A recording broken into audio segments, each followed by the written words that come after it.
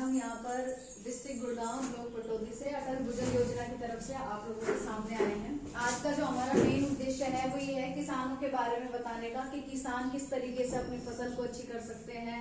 किसानों को जो सब्सिडी स्कीम वगैरह जो गवर्नमेंट की साइड से आती है उनके बारे में बताना होता है। तो बेसिकली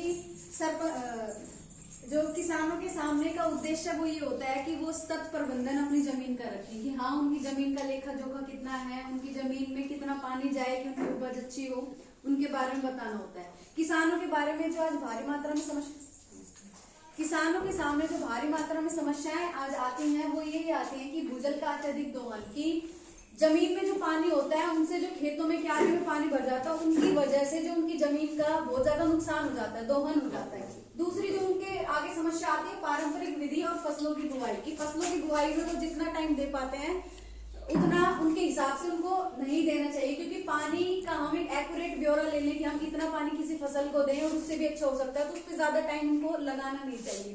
दूसरी जो समस्या आती है वो आती है पर्यावरण प्रदूषण, क्योंकि आजकल वायु प्रदूषण इतना हो रहा है तो उसी तरीके से मिट्टी में भी हम अलग अलग चीजें डाल देते हैं। जैसे प्लास्टिक की पन्नी पड़ी है कहीं पे तो उससे भी मिट्टी का अपरदन ही हो रहा है, मिट्टी भी खराब हो रही है, तो उसकी वजह से भी किसानों की उपज अच्छी नहीं हो पाती।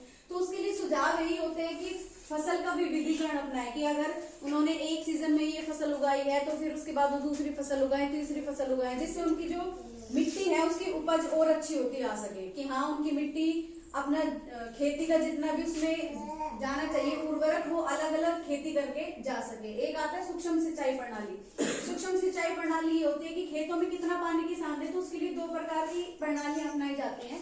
एक होती है टपका सिंचाई, एक होती है फव्वारा सिंचाई। फव्वारा सिंचाई जैसे सब खेतों में किसानों को